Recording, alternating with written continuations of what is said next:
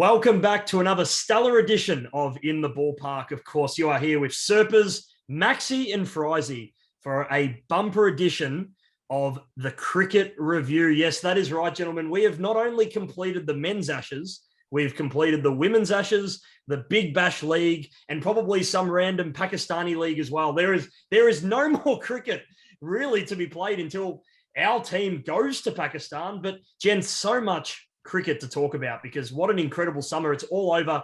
And gents, answer me this. How many wins do you think England got, both the men's and the women's combined, throughout the entire Test summer?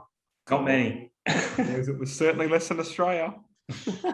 The correct answer is zero. Zilch. Jesus. None. They didn't manage to get one single win. They did have a couple of draws along the way, but they did not get one single win on Australian soil, both the men's and the women's squad. So obviously, gents, we're going to take the time to talk about the England woes. But gents, let's start with the incredible triumph of our men's squad, who, of course, won the Ashes of 2021-2022 4-0.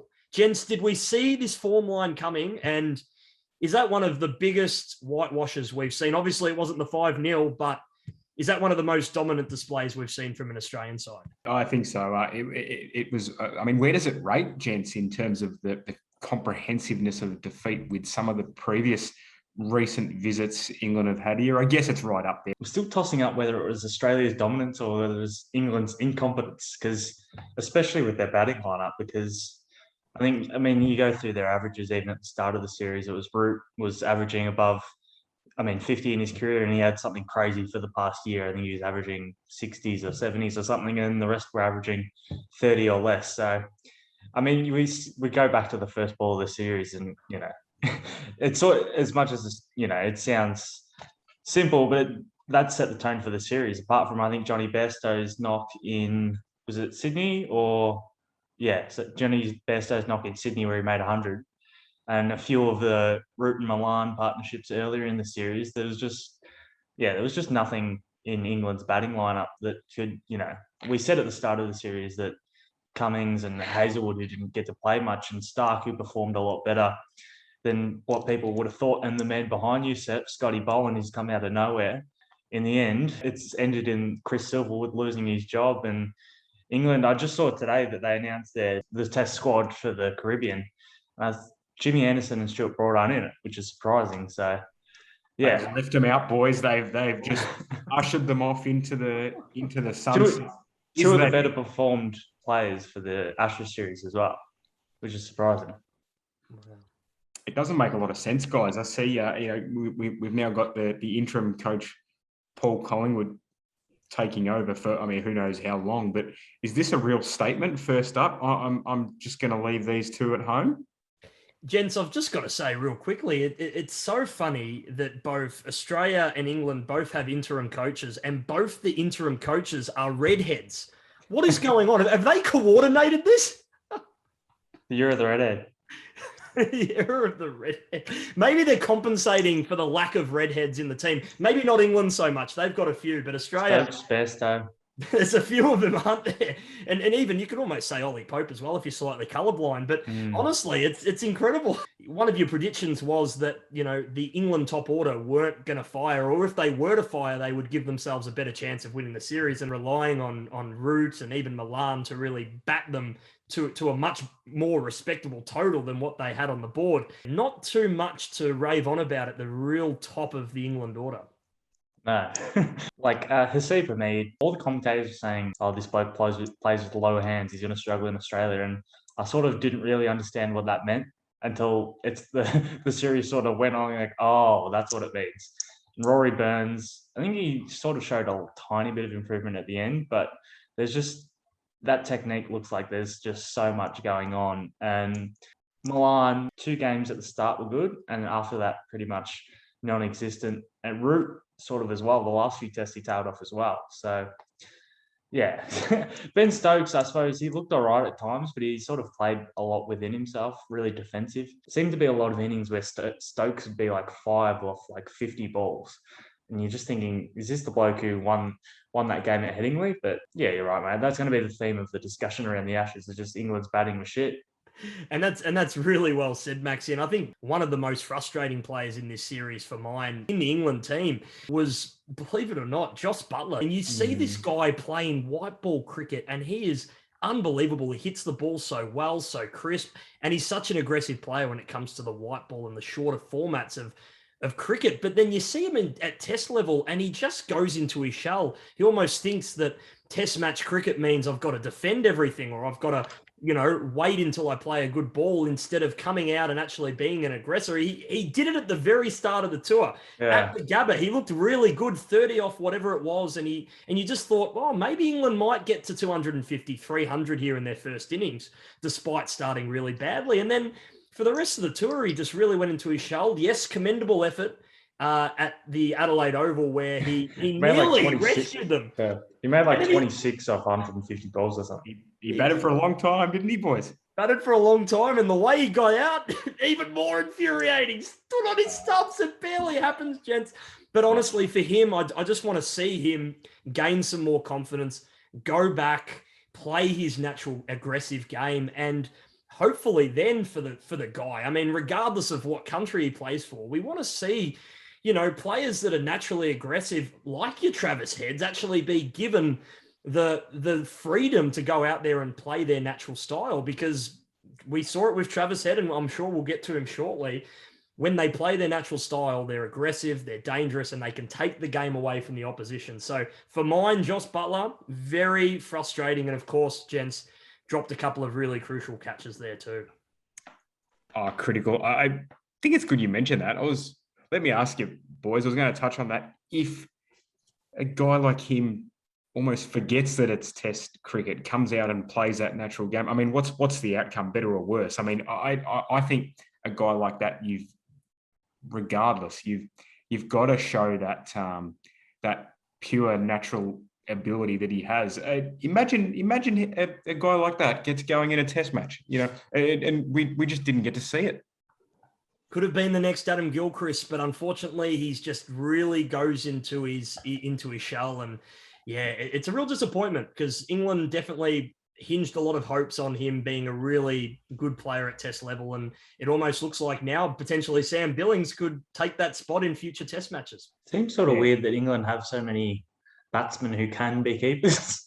Like they've got Bairstow, Butler, Ollie Pope, and then Butler, who came in from the BBL. It's not like he was in the test squad originally. So I think England fans, from what I've sort of seen, they like after every poor series that Josh Butler has, they go, "Oh, is he finally going to retire from test cricket? Is he finally going to retire from test cricket?" So test cricket is sort of what people say is the pinnacle of the sport, but you've got to wonder, when you're so good at the white form, do you just put all your eggs in that basket? Some of those spilled catches, that didn't really bode well and doesn't for his future behind the pegs. I just think that sort of summed up the core of their issues for the whole series, just mistake after mistake. And I mean, Australia were far from perfect, but I think they made less mistakes. How many wickets did they take off no balls?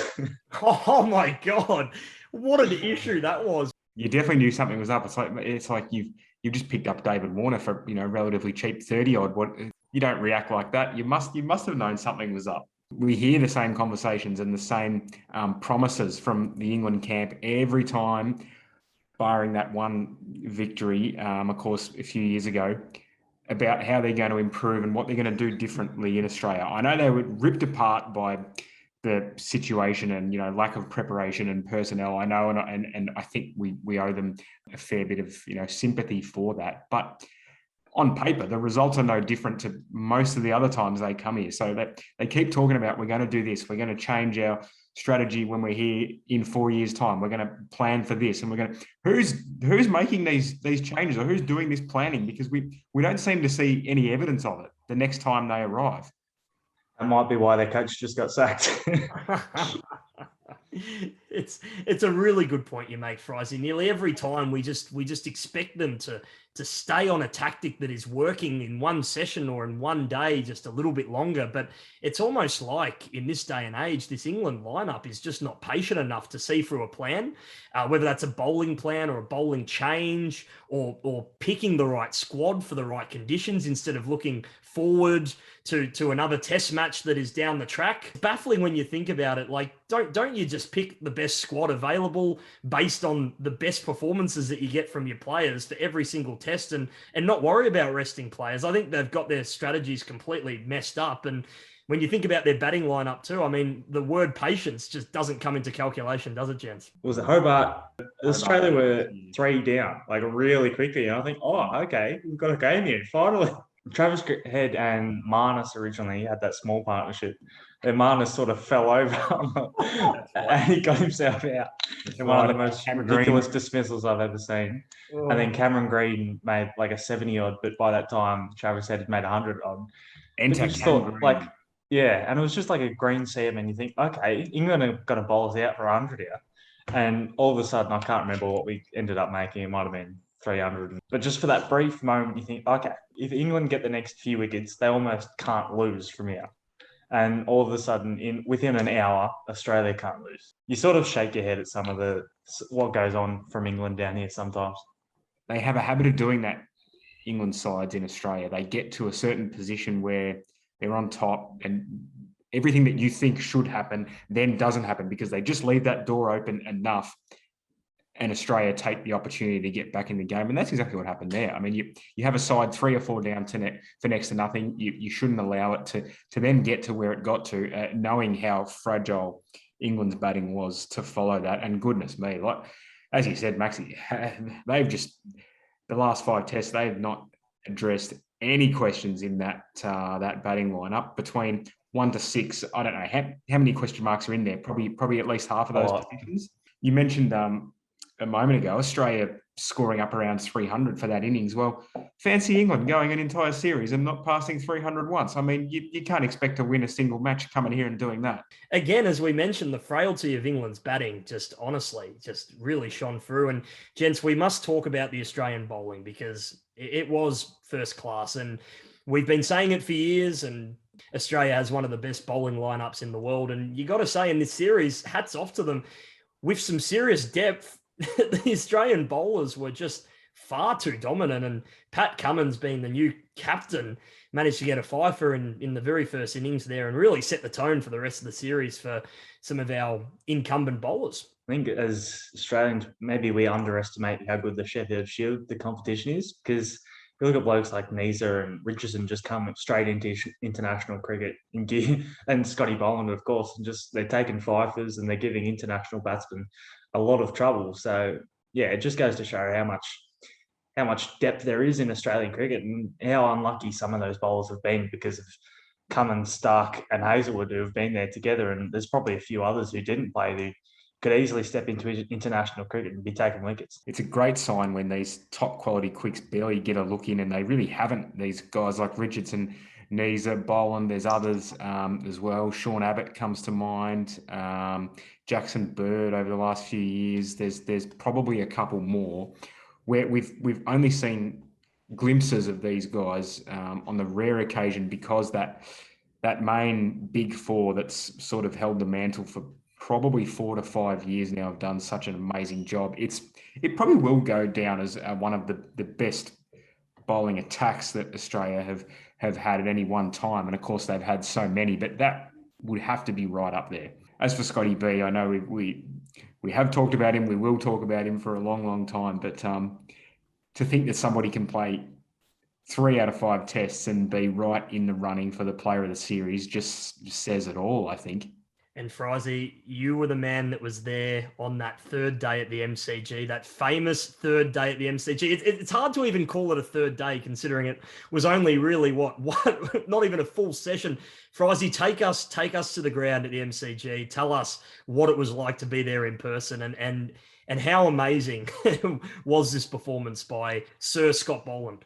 I mean, there wasn't much, boys. I mean, it was less than an hour.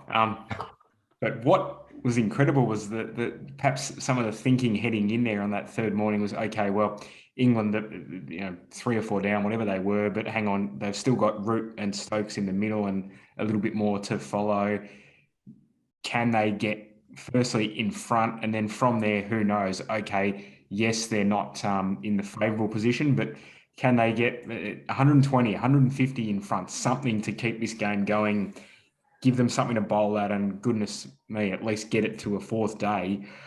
What happened next was just something totally unexpected, not from Scotty Boland, not from anybody. I certainly thought England would at the very least get in front. Now, guys, you tell me, how often does a side such as Australia in this case score 260, whatever, I think it was 267, 268? And only batted once. Yeah, so how often do you post a score like that and you win by an innings? That should never happen, even if they were playing against Zimbabwe. Should mention the figures, the famous figures. 6 for 7 Scott Boland had in that second innings. Frizy, it was absolute carnage out there. Who knows what was going through the mindset of their dressing room on that morning? You can probably guess. But I felt like as soon as Root nicked off, the remaining batsmen, 8, 9, 10, what have you, I think they'd almost conceded it was a done deal. And from there, it all just happened very, very quickly.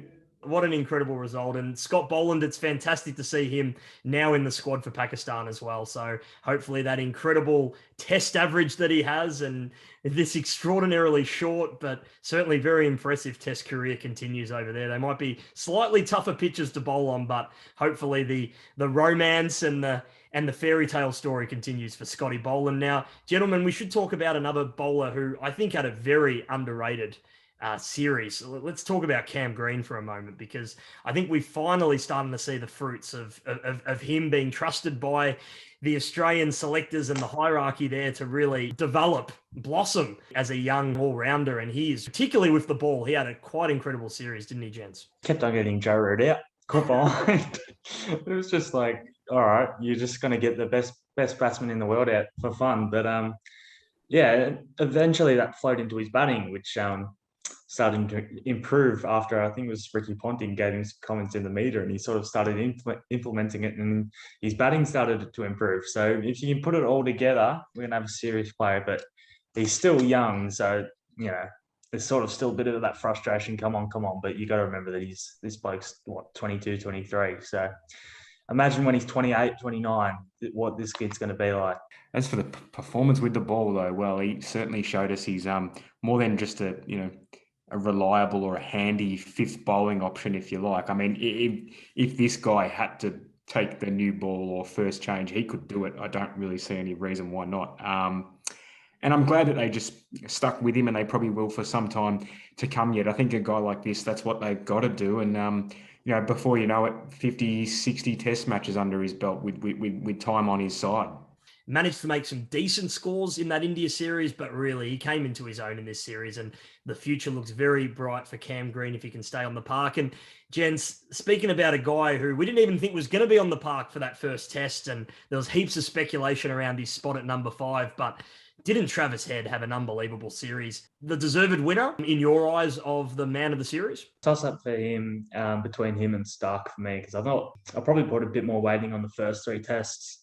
Considering that's when it was up for grabs, and I thought Stark bowled really well, and he also contributed with the bat really well. So for me, it was between him and Travis Head, but I suppose 2 test hundreds in a series that was clearly dominated by the ball. Maybe that's why they picked him, but yeah, you're right. Those 2 innings went against the grain of what all the other batsmen were doing, both at the Gabba and then in Hobart, where he's just like, well, I haven't got the greatest technique, so I'm just going to throw caution to the wind and see where that gets me. And he backed himself and ended up getting himself player of the series. So, yeah, it was an awesome performance. The approach was bold but successful, as we know. Whether it's not having that trust in your own defensive game and rather, well, okay, I'm just going to be proactive and aggressive here to take them on. Sort of the anti Chris Rogers, if you like. But then again, there's 2 guys just using their strengths to their advantage. And yeah, I felt those innings, they set the tone. And I think very true that, they were against the grain in the sense no one of his teammates, or goodness, certainly not any of the opposition, batsmen were able to adapt so quickly to it. So he sort of swung both those matches around with those knocks. I think it's worth mentioning, gents, he was the only player in the series to score multiple test hundreds in different tests because, of course, Usman Khawaja, we better not forget him. He managed to score those 200s at the SCG. Yep. So Usman comes in when poor Travis is out of that test match and does what he does. Pretty extraordinary, and good to know that we have that depth in our batting lineup, considering that spot was a pretty dour-looking one not that long ago. What do you guys sort of make of that 5 in the opening position now? Because sort of because Khawaja made all of his runs at 5 and then he goes into opening, and I know that was a very, very tough place to open the batting in Hobart when I think it was under lights and they were using the pink ball, but now they're going to Pakistan. Does Khawaja open the batting in Pakistan? Oh, boys, it's a yes from me. I think based on his performance there 4 years ago, we remember that first test there that he saved. I think from memory he opened with Aaron Finch. I know that was the series where Finch was thrown in sort of unexpectedly and he didn't last much longer. That was a little series there that for a couple of matches it actually featured heavily in the test documentary there. I remember that, yeah. Especially that first test that they saved, largely thanks to Khawaja. So I just feel like because of that alone, he should be in the box seat. Beyond that series, though, it's a very tough one to call. The scorecard from that Pakistan test, where of course we held out for a draw, and you are correct, gentlemen. He did open the batting there. He made an 85 in the first innings and then 141 in that second innings to pretty much anchor the ship and make sure Australia got home in that famous test in Dubai. So he can do it. Whether he can do it for the entire series or not is yet to be seen, but I think a pretty safe option up there at the top, particularly if Warner or Harris don't fire. I don't know if I see Harris going there and necessarily succeeding. Not saying it can't happen, but I'd just be banking on Khawaja, probably the better chance to do that. I think that Khawaja is probably a better player of spin than Harris. So you'd think that, if he does succeed, then he's probably going to be the opener for the next few years. And then we're in an interesting spot because him and Warner, I believe, are the same age. So if they have a successful few years down the road, we could be potentially looking at replacing both of them around the same time. But someone who's not going to be going on this Pakistan series is unfortunately the ex-Australian cricket coach, when it's a real sad end to his 4 years as the Australian cricket coach. Of course, Justin Langer, he pretty much earned Australia's reputation as a cricketing nation and a cricketing team back with that incredible 2019 Ashes series and rebuilding this team and making Australians proud again of this cricket team. He may be a bit hard at times, but that's exactly what Australian cricket has needed. So it's really disappointing. There's not much else he could have done, as we've been talking. Yeah, really sad way to end for Justin Langer. And hopefully he gets a new gig somewhere else. But what are your thoughts on the whole situation? Is that new gig going to be lining up against Australia in 2023? What it does probably highlight to us is that, look, there's obviously a lot more going on in the background and things that none of us are sort of privy to. And I certainly acknowledge that, he probably has been and always will be the kind of guy, JL, that's very driven and intense. That's how he's always described in that. But I sort of look at that and think, on one hand, well, okay, even if he is like that, I mean, he's also your coach, and he's shown that results can come from that on most occasions. He doesn't have to be your best mate. A T20 World Cup victory there as well. So clearly having incredible success. And yet here we are without an Australian cricket coach, a very well-respected one, might I add. It's pretty sad because I think, when was South Africa? Was it 2017, 2018? If we went back to that time and ran down the list saying Australia are going to regain the Ashes in England, they're going to win a T20 World Cup in the subcontinent, and they're going to win a home Ashes 4-0, but you're going to get rid of your coach, you'd be surprised. But I mean, there was a fair bit of rumblings, I think it was maybe a year ago, after we lost the home series in India. And I think there was a subcontinent series where apparently there was some things that went down. But yeah, I think what Frizy said hits home, that the players have got a lot more power than they once did. And yeah, for Justin Langer to be offered 6 months is kind of insulting. You may as well just say we're not going to rehire you rather than, give him a 6-month contract that he's not going to accept. I thought that was pretty disappointing. Just be honest and say, look, the players want to go down a different path, and we're going to separate ties rather than offering him a 6-month contract, which I thought was pretty poor. Oh, it was appalling, wasn't it? Yeah. Almost the John Worsfold approach. I will just add in as perhaps one small similarity that I sort of drew between the two is that I think with both of those appointments, regardless of how they ended or what transpired, they were both perfect candidates and 110% suitable at the time, which I think with Langer, he was. We saw the way that he sort of carried this team once he arrived in the job.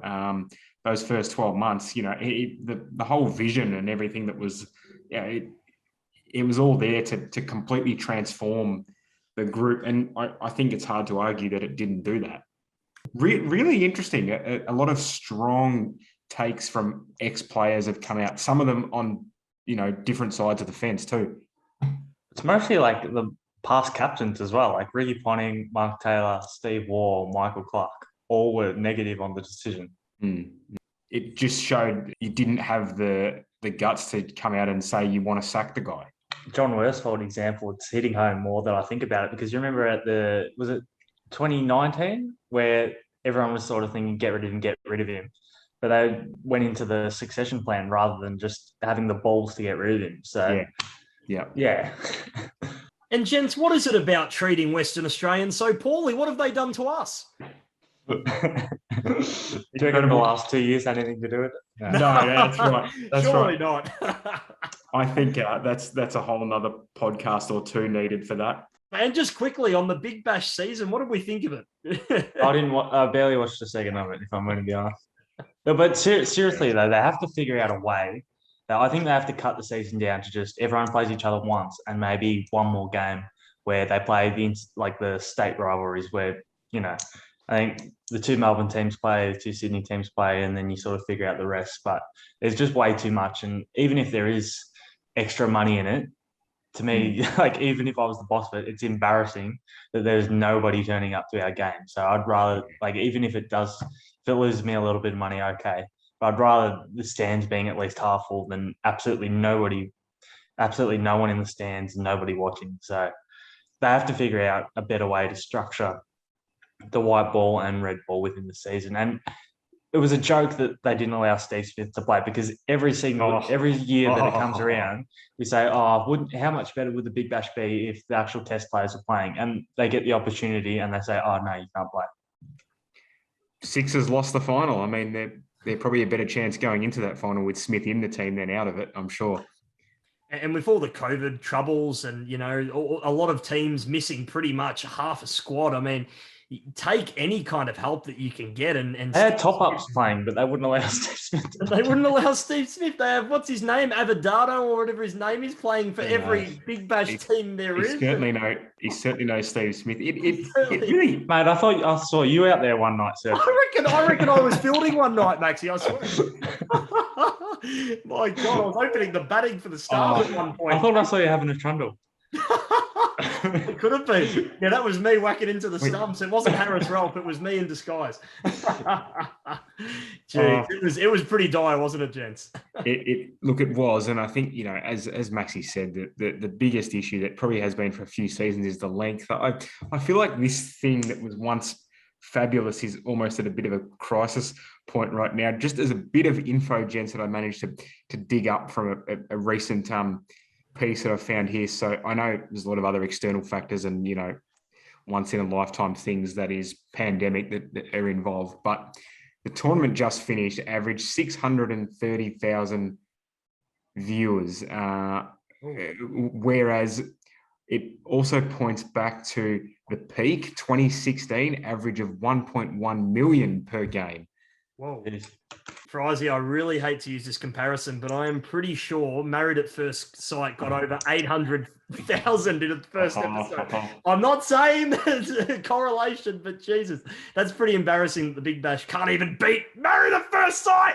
Either stick it in early November or now. And you know what? I think the only reason we don't see either of those is it all comes back to school holidays. I think that's where they True. they want to have their viewers, being primarily younger audience, I guess, and their parents.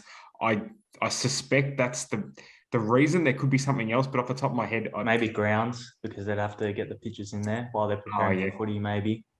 Yeah, it's a good point. They wouldn't want that carrying on into March. Unbelievable season. Well, we're not going to talk much more about the Big Bash League, gentlemen, but just in a sentence, your favourite highlight from the Ashes summer, what is it? Go. You go first then, Seb. Give us some. All right. Well, yeah, come on. It would.